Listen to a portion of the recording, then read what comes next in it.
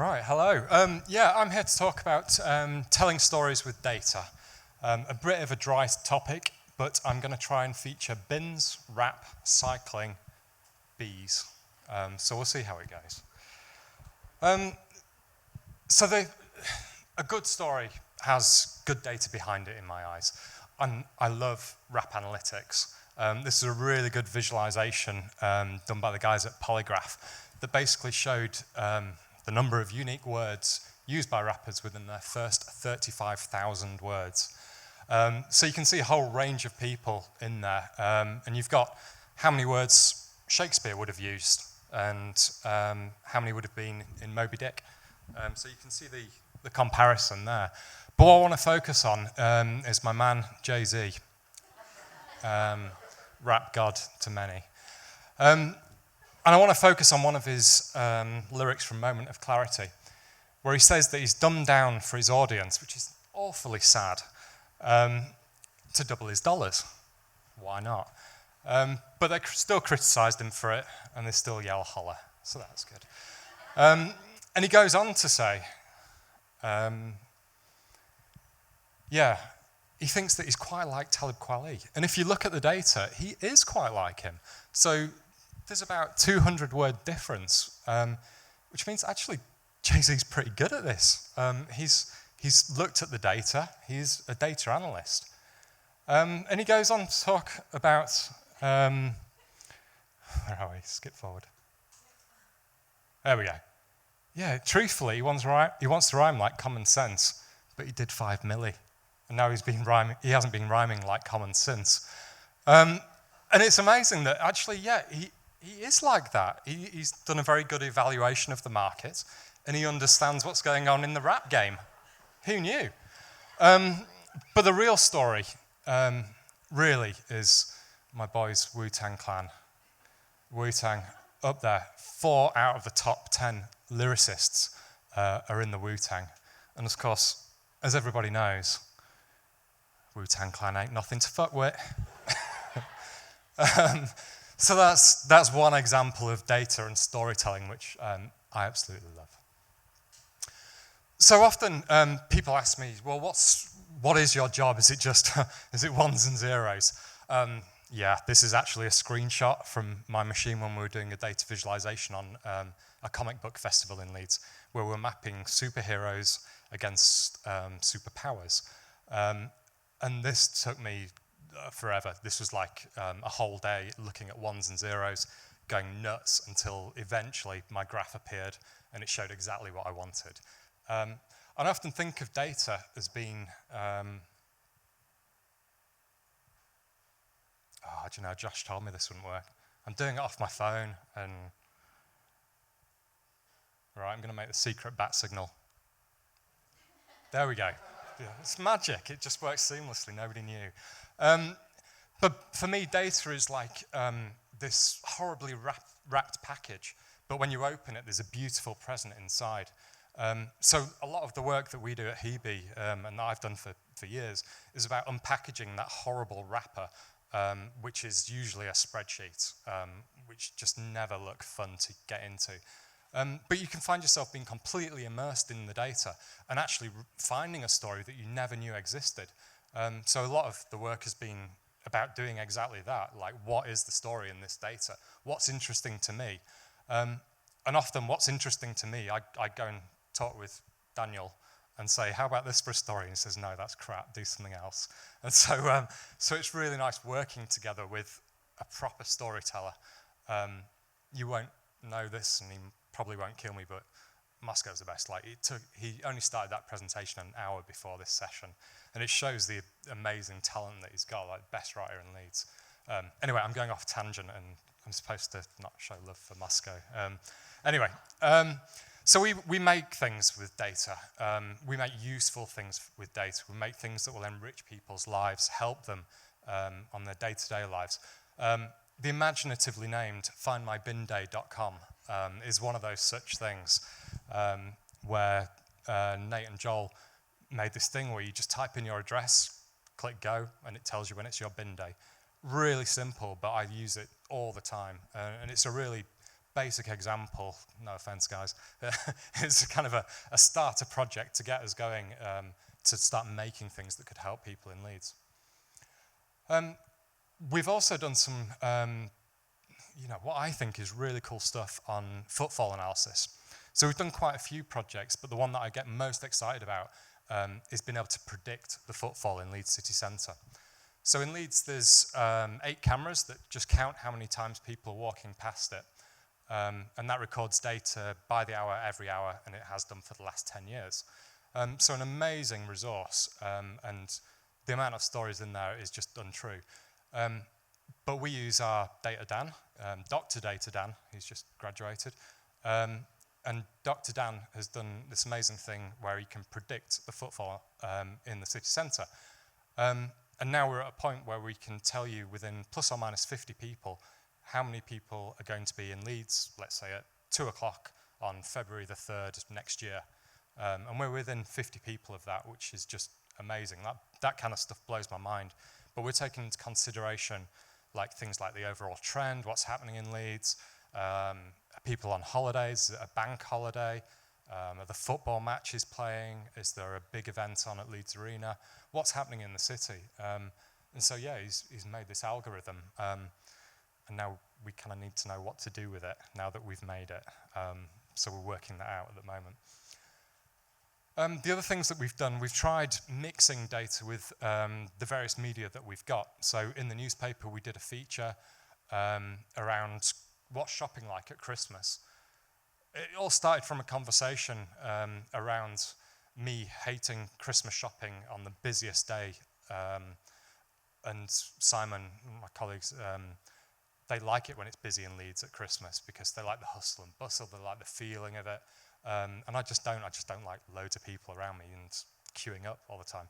Anyway, out of this, we did basically a bit of analysis, just looking at data sets, seeing what stories we could find in there. And we found all sorts. So we found that the busiest day in Leeds at lunchtime was 3 times as busy as the quietest lunchtime in December, which was interesting. We found out about car parking fines, what sort of drinks did La Bottega Milanese sell. And we also found out how many babies were born on Christmas Day, which coincidentally happened to be 25. The story that I did want to tell, and using my NHS background, was actually the busiest day for having a baby is exactly 9 months after Christmas Day. So yeah, a few sherries going around, people get a bit excited. You know what happens next. And we also looked at like the busiest commutes, like when are people traveling into the city, and what's happening. And all this kind of led to a lot of things, but the one that I wanted to focus on was a video that we've just launched a couple of weeks ago now, which was looking at air quality in the city. Because this is a huge thing that's happening in the city. Nobody really knows about air quality because it's not visible. So we thought we'd create a story. And we thought we'd try different media. So you will notice, and you'll be able to get signatures, but you'll notice Joel sat on the front row. Joel, wave. Thank you. Giuseppe. So yeah, we roped in everyone. Joel's mum down there, and my wife and kid up there. So yeah, we roped in everybody that we could to help us shoot this video. And we wanted to use as much data as we could to tell the story of what happens in Leeds. How do different villages commute? What's people's exposure to NO2? And what's the effect on different villages? So we found really interesting things like there's a 5-year life expectancy rate just within the 4 villages that we picked.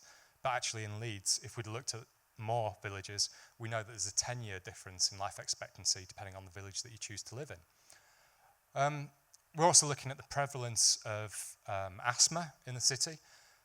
That's just flicked by, but that was basically about 3 seconds of video that used about 42 million pieces of data, and that took me about 2 weeks for 3 seconds. So yeah, awesome. So yeah, part of the storytelling thing is that we have to cut out things that don't enhance the story enough. So there's lots of data that we did that just didn't add anything to it, so it got chopped. And on the website, you can basically tab between these different stories to look at the differences. So they're not displayed like this. It's just cool seeing them next to each other. Overall, what we found, and it'll flick onto this a bit later, is that there's some really weird things that happen in Leeds. So in Headingley, we found that there was times when air quality levels went to over, I think it was over 150 parts per billion, when the average should be about 20. And that happened, that spike happened about 10 times over the course of about 3 days. And we just couldn't work out, or I just couldn't work out why. There was no traffic build up, there was no roadworks, there was no big sporting events. And it's that why that drives me to think, well, what's happening? What's happening in Leeds? And why is Headingley having these huge spikes that can't be good for anyone? We also found that Leeds as a city as a whole fails the air quality levels that they're supposed to be reaching. So the EU tell us what levels of air quality is acceptable. It's 20 parts per billion, and Leeds is averaging 28. So there's a story there. That's something bad that's happening. But when the Tour de France happened, all the roads were closed off in the city centre, and that rate dropped by 20%. So just by not having cars in the city centre, air quality improved quite markedly. So now we think, well, what could we do every day to make that change happen? And that's kind of the whole crux of the story. Like, what can we do to change the data so we can monitor the effects of it and hopefully have better lives? The other thing with data, this is just next to our office. So there's lots of data in a city. Like, we pass it all the time. We don't know what it is. I've not got a clue. Oh, fire hydrant. Yeah, it turns out I've been inspired. Fire hydrant. Good. But there's all sorts of other data. So there's things like statutory notices, like planning applications. What's happening on my street? Is someone putting an extension on my street? How much does it cost to park down our road? All this data exists, like it's all available. It's just that we don't interact with it and we don't have a way of really consuming it in a really user-friendly way. So we did something about that, and we've created something.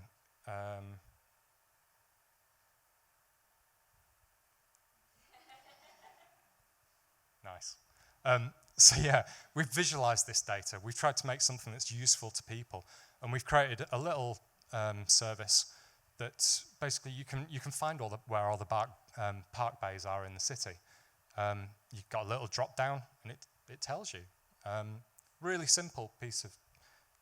I'm doing you guys down. A really simple piece of technology. You guys spent ages making it.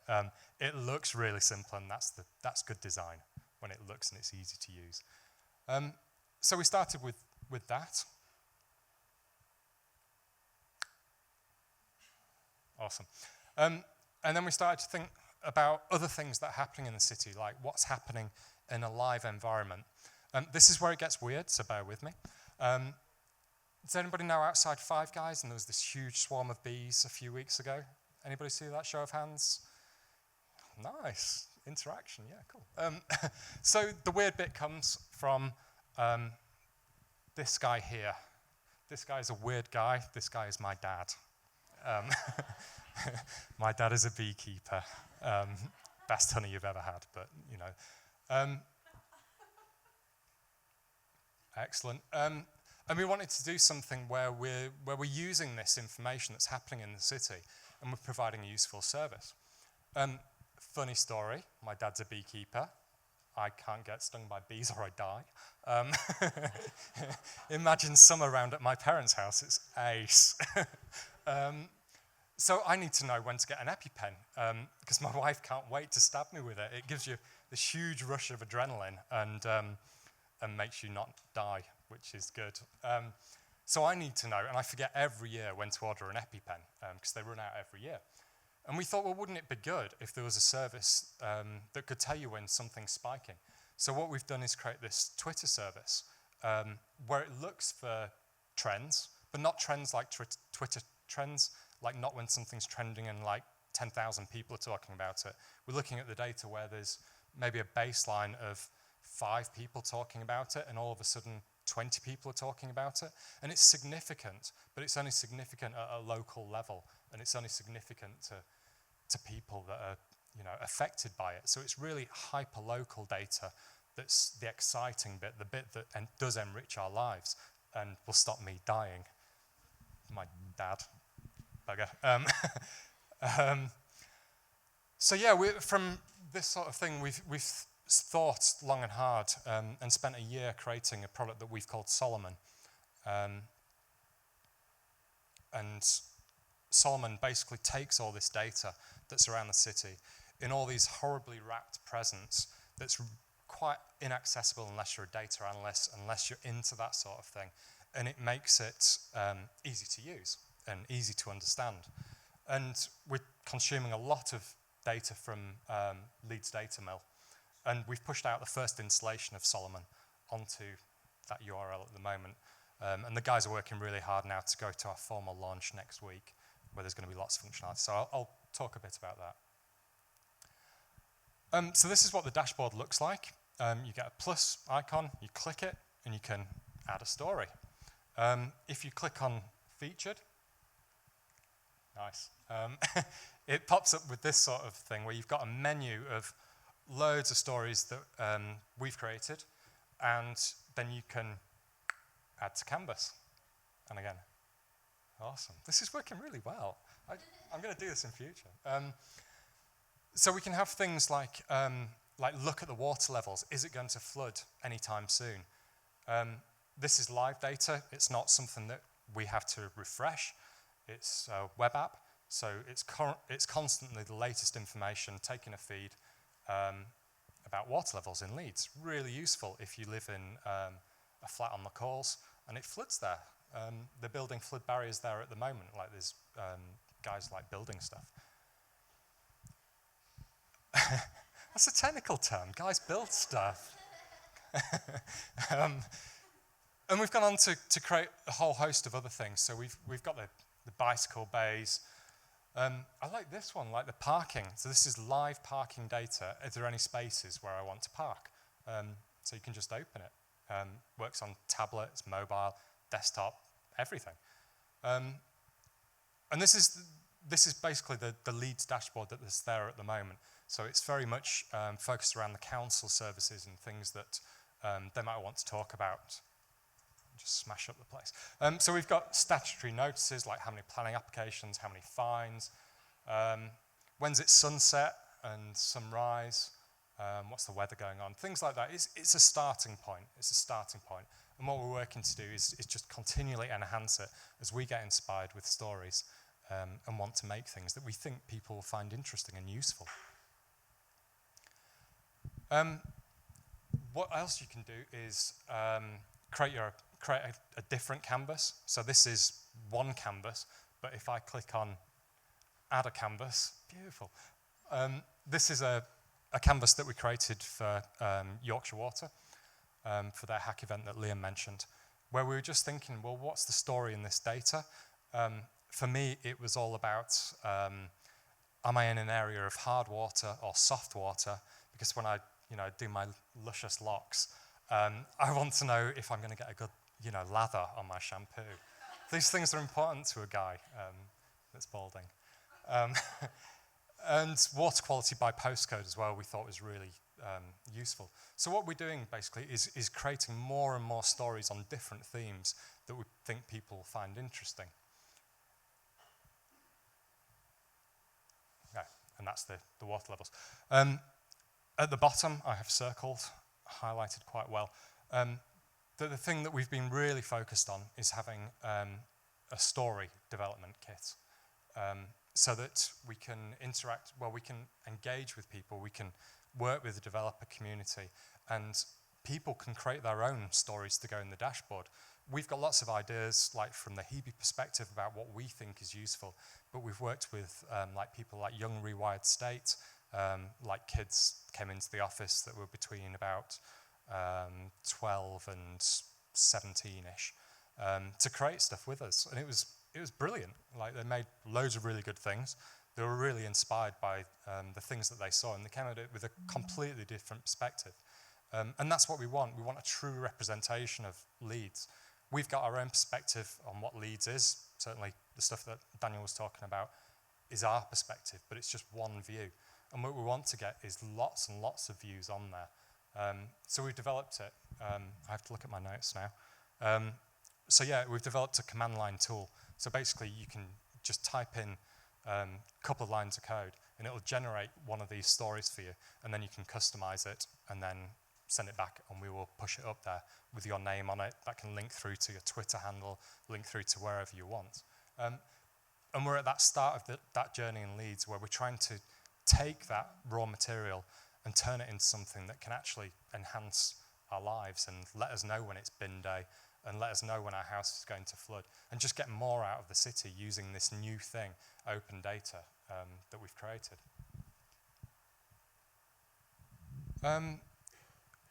The other part of the focus that we're going to use it for is we've got obviously the newspaper, we've got the video work, we've got all sorts of things going on, but we've taken a decision as a company that all our digital stuff that we're creating is going to sit within the dashboard. So at the moment we're working out how the City Talking will fit in the dashboard for its digital solution. All the things that we've spoken about will go into the dashboard. There we go. Yeah, and it will look like that. So it's something that we hope people will find useful rather than going to it once and then ditching it because it's not current anymore. We want the live data. We want to help people get the most out of it. Cool. So that's it, yeah. I thought I'd leave with this. Like, we know that data is powerful, but when you turn it into a story, it becomes unforgettable. Thank you.